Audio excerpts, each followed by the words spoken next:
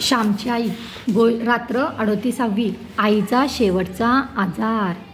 श्याम आजारी पडला. अंगात तापही होता. डोळे मिटून तो पडला होता. श्याम, पाय चेपू का? गोविंदाने विचारले. नको, माझे पाय चेपून काय करणार? माझी सेवा नको करायला. तुम्ही आपापली कामे करा. त्या मोहन पाटलाचा टाका लवकर विणून द्या. जा, माझ्याजवळ बसून काय होणार? राम राम म्हणत मी शांत पडून राहीन, श्याम म्हणाला. श्याम, कोणी आजारी पडले तर आपण जातो. आपल्या आश्रमातील कोणी आजारी पडला तर त्याच्याजवळ नको का बसायला? रामने विचारले. अरे, इतका का मी आजारी आहे? तुमचे माझ्यावर प्रेम आहे. मी किती जेवलं तरी पोटभर जेवलं असे तुम्हाला वाटत नाही. मी बरा असलो तरी बरा आहे असे वाटत नाही. मी आजारी नसलो तरी तुम्ही आजारी पाडाल. वेडे आहात. काही बाबतीत झालं तर बसा जवळ. तुम्ही कामाला गेलात तरच मला बरं वाटेल. गोविंदा, जा तू. राम, तूही पिंजायला जा. श्यामच्या निक्षून सांगण्याने सारे गेले. संध्याकाळी श्यामला जरा बरे वाटत होते. अंथरुणावर बसून तो सूत कातीत होता. तोंडाने पुढील श्लोक म्हणत होता. सुचो रुचो ना तुझवी न काही, जडो सदा जीव तुझ्याच पायी. तुझाच लागो मज एक छंद, मुखात गोविंद हरे मुकुंद. तुझाच लागो मज एक नाद, सरोत सारेच वितंड वाद. तुझा असो प्रेमळ एक बंद, मुखात गोविंद हरे मुकुंद. का रे, आतासे आलास? श्यामने विचारलं. तुम्ही रात्री सांगणार का गोष्ट? एका लहान मुलाने विचारले. हो, सांगेन, तुम्ही जा, श्याम म्हणाला. पहा, तुम्हाला छान छान दगड आणले आहेत. आम्ही त्या टेकडीवर फिरायला गेलो होतो, एक मुलगा म्हणाला व त्याने ते दगड श्यामजवळ ठेवले. खरेच किती सुंदर आहेत ते. या, आपण त्यांची चित्रे करू. मी पोपट करतो हं, असे म्हणून श्याम या खड्यांचा पोपट करू लागला. मुले एक एक खडा देत होती. आता चोचीला लाल रंगाचा खडा हवा, लहानसा. श्याम म्हणाला. हा घ्या, हा पहा चांगला आहे. एक मुलगा म्हणाला. श्यामने तो खडा लावला व सुंदर रागो तयार झाला. आता मोर बनवा, मोर. दुसरा एक मुलगा म्हणाला. तुम्हीच बनवा मोर. श्याम म्हणाला. आम्हाला चांगलं येत नाही, पण आता तुम्ही घरी जा, लवकर जेवून या, श्यामने सांगितलं. चल रे, जेवण करून घेऊ, एक मोठा समजूतदारपणे मुलगा बोलला व ती पाखरे उडून गेली. श्याम या नाना रंगाच्या खड्यांकडे पाहत बसला. त्या लहान खड्यात किती सौंदर्य देवाने ओतले होते असा विचार त्या मनात येऊन तो त्या खड्यांना हृदयाशी धरीत होता. जणू सौंदर्य सागर परमात्म्याच्याच त्या मूर्ती. भक्ताला जिकडे तिकडे ईश्वराच्या मूर्ती दिसतात याचा अल्प अनुभव त्याला येत होता. एक प्रकारची कोमलता त्याच्या मुखावर शोभत होती. गोविंदा, राम, नामदेव सारे त्याच्याजवळ आले. श्याम, आज काय आहे तुझ्या हातात? फूल का? रामने विचारले. अरे, फुलाला माझे मलिन व पापी हात मी कधी लावतो का? मी दुरूनच त्याला हात जोडीत असतो, श्याम म्हणाला. मग काय आहे हातात? नामदेवने विचारले. देवाच्या मूर्ती, श्याम म्हणाला. तुमची गणपतीची मूर्ती तर तुम्ही देऊन टाकली ना बाबूला? भिकाने विचारले. हो, पण माझ्याजवळ कितीतरी मूर्ती आहेत, श्याम म्हणाला. पाहू दे कसली आहे, असे म्हणून गोविंदाने श्यामचे हात धरले व मूठ उघडली. त्या मुठीतून माणिक मोती बाहेर पडले. हे माझे हिरे, हे माझे देव. लोक म्हणतात समुद्राच्या तळाशी मोती असतात व पृथ्वीच्या पोटात हिरे असतात. मला तर प्रत्येक नदीच्या वाळूत व प्रत्येक टेकडीच्या माथ्यावर हिरेमोती दिसतात. पहा रंग कसे आहेत, असे म्हणून श्याम दाखवू लागला. श्याम, आज बोलणार ना तू? रामने विचारलं. हो, त्या मुलांना मी सांगितले आहे जेवून या म्हणून. त्यांनीच हे सुंदर खडे आणून दिले. त्यांनीच हा आनंद दिला व उत्साह. मी आता 2 ताससुद्धा बोलेन. प्रार्थनेची वेळ झाली असेल ना? श्यामने विचारलं. प्रार्थनेची वेळ झाली होती. श्याम अंगावर पांघरून घेऊन बसला होता. प्रार्थना झाल्यावर तो बोलू लागला. जप्तीच्या वेळी आमची दुर्वांची आजी घरी नव्हती. ते कुठे गावाला गेली होती. ती परत आली. आई त्या दिवसापासून अंथरुणालाच खिळली. तिच्या अंगात ताप असे, तो निघत नसे. शुश्रूषा तरी कोण करणार? आजीला होईल तेवढं आजी करीत होती. राधाताई अधूनमधून येत व आईला कधी मुरावळा वगैरे करून देत, कधी पित्ताची मात्रा आल्याच्या रसात देत.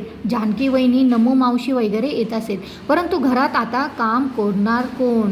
शेजारच्या शरदला नाव कोण घालणार? आई जे 2 रुपये मिळवत होती ते आता बंद झाले. वडील आले म्हणजे दुर्वांची आजी रागाने चरफडे बडबडे.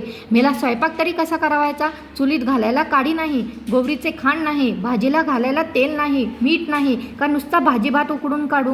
दुर्वांची आजी बोलत होती. माझे वडील शांतपणे तिला म्हणाले. नुसते तांदूळ उकडून आम्हाला वाढ. द्वारका काकू, आमची आबरू गेलीच आहे, ती आणखी दौडू नका. त्या दिवशी आई पुरुषोत्तमाला म्हणाली. पुरुषोत्तम, तुझ्या मावशीला पत्र लिही. आत्ता अखेरच्या वेळी तीच उपयोगी पडेल. तिला लिही म्हणजे ती येईल. राधाताईंना एक कार्ड देण्यासाठी मी सांगितले आहे, जा घेऊन ये, नाहीतर इंदूलाच मी बोलावले म्हणून सांग, तीच चांगले पत्र लिहिल, जा बाळ बोलावून आण. पुरुषोत्तमाने इंदूला सांगितले व इंदू कार्ड घेऊन आली. यशोदाबाई, जास्त का वाटते आहे, कपाळ चेपू का मी जरा, ती प्रेमळ मुलगी म्हणाली. नको इंदू, विचारलेस एवढेच पुष्कळ आहे, कपाळ चेपून अधिकच दुखते. तुला पत्र लिहिण्यासाठी बोलवले आहे. माझ्या बहिणीला पत्र लिहायचं आहे, सखूला. तिला माझी सारी हकीकत लिही व मी बोलावले म्हणून लिही. कसे लिहावे ते तुलाच चांगले समजेल, आई म्हणाली. इंदूने पत्र लिहिले व वर पत्ता टाकला. पुरुषोत्तम ते पत्र पेटीत टाकून आला. इंदूचा मुलगा घरी उठला होता म्हणून इंदू निघून गेली. बाळ पाणी दे रे, आई माझ्या लहान भावाला म्हणाली. तो एकदम तोंडात ओतू लागला. चमच्याने घाल रे तोंडात, संध्येच्या पळीने घाल, चमचा नसला कुठे तर, असे आईने सांगितले. आईने सांगितले तसे पुरुषोत्तमाने पाणी पाजले.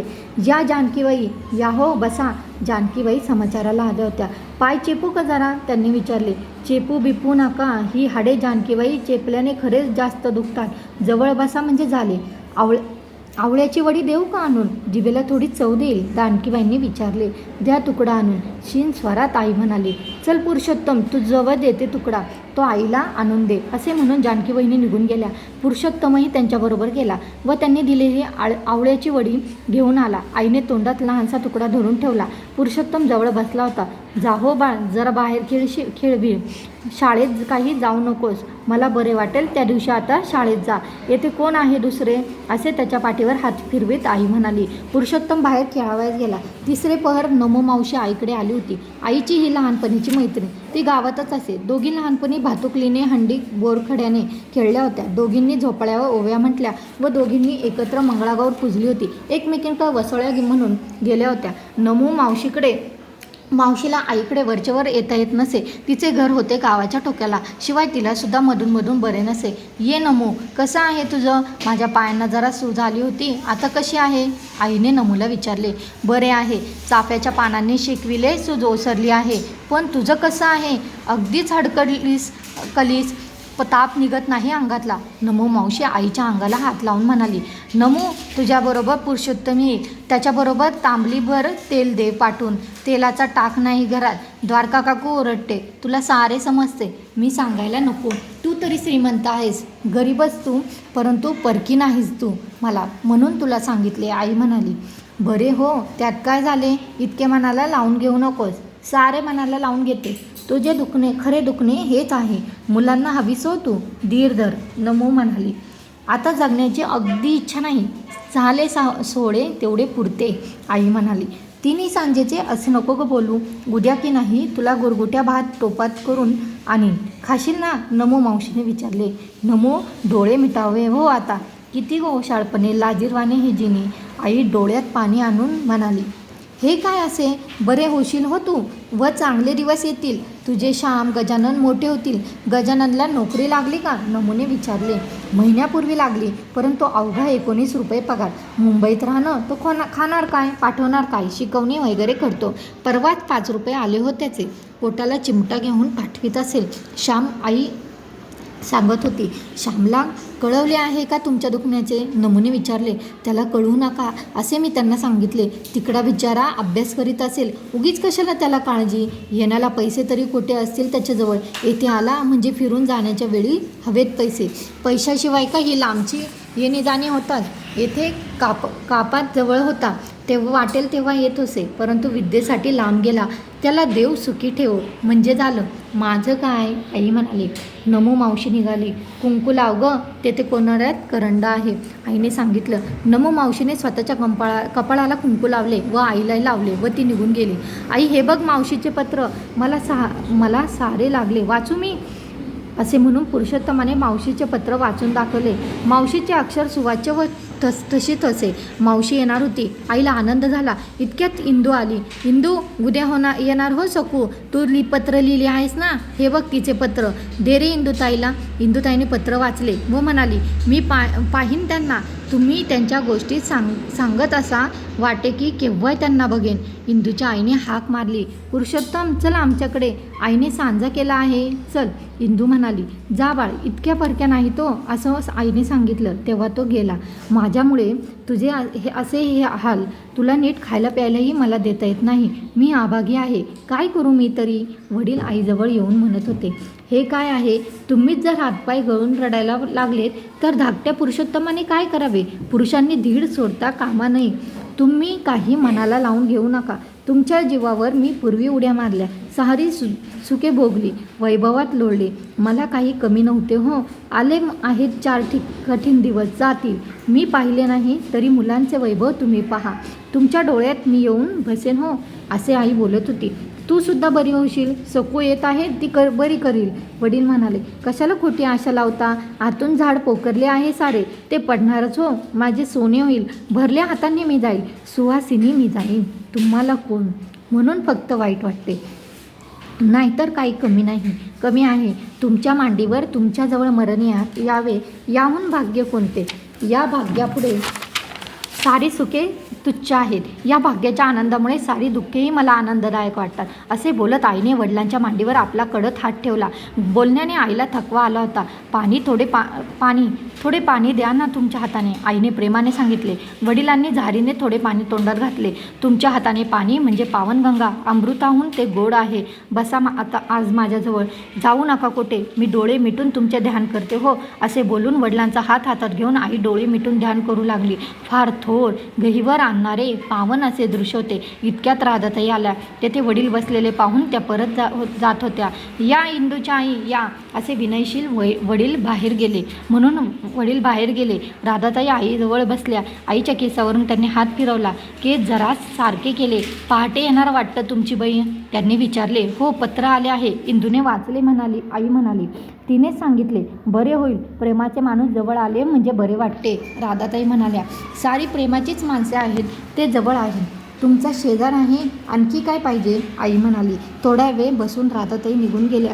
मावशी पहाटे येणार होती. पुरुषोत्तम किती लवकर उठला होता.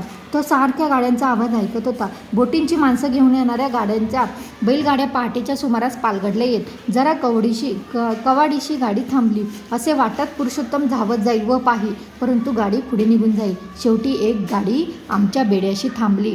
आपल्याच बेड्याशी थांबली रे, आजी म्हणाली. गुरुवांची आजी पोत्रे घालीत होती.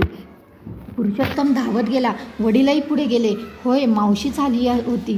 पुरुषोत्तम करंडी घेऊन आला. वडील ट्रंक घेऊन आले. मावशी वळकटी घेऊन आली होती. भाडे घेऊन गाडीवर निघून गेला. आई, मावशी आली ना, बघ ही बघ, खरेच आली, आईला हलवून पुरुषोत्तम म्हणाला. पहाटेच्या वेळी साईला स्वप्न पडत होते. आली, माझी वाट मोकळी झाली, असे आई म्हणाली. अर्धवट शुद्ध, अर्धवट जागृती होती. मावशी आईजवळ बसली. कितीतरी वर्षांनी बहीण बहिणीला भेटत होती. आईची दशा पाहून, तो अस्थिचर्ममय देह पाहून मावशीचे डोळे भरून आले. अक्का, मावशीने हाक मारली. त्या हाकेत त्या 2 अक्षरात मावशीचे प्रेमळ व उदार अंतकरण ओतलेले होते. आली सकू, बस, तुझीच वाट पाहत होते. म्हटले केव्हा येतेस, पण आलीस लवकर. प्राणकंठी धरून ठेवले होते. म्हटलं तू येशील व ही मुले तुझ्या ओठीत घालून, तुझ्या पदरात घालून जाईन सकू. आई रडू लागली. अक्का, हे काय वेड्यासारखे, मी आले आहे, आता बरी होशील हो, तुला बरे वाटू दे, मग तुला व पुरुषोत्तमला मी घेऊन जाईल. आता मला नोकरी लागली आहे, मावशी म्हणाली. नको हो, आता कोठे येणे जाणे, आता फक्त देवाकडे जाऊ दे, या मठीतच कुडी पडू दे. मी आग्रह करून झोपडी बांधली, ही स्वतंत्र झोपडी बांधवली. इथेच माझ्या राजवाड्यातच देह पडू दे. त्यांच्या मांडीवर तू जवळ असता मरण येऊ दे. माय मरो, मावशी जगो, असे म्हणतात ते खरे ठरो. सकू, तुला न मूल ना बाळ, तुझा संसार देवाने आटपला. जणू माझ्या मुलांसाठीच तुला त्याने निर्माण केले. माझ्या मुलांचे सारे तू कर, तूच त्यांची आई हो, आई बोलत होती. अक्का, हे काय असे बोलू नकोस, बोलण्याने त्रास होतो, जरा पड, मी थोपटते हं, असे म्हणून मावशीने बरोबरचे ब्लँकेट आईच्या अंगावर घातले. चौघडी व गोधडी याशिवाय तिला काही माहीत नव्हते. मावशी आईला खरोखरीच थपटीत बसली. गंगा व यमुना यांचे पावित्र्य तिथे होते. उषा आणि निशा यांच्या भेटीचे गांभीर्य होते.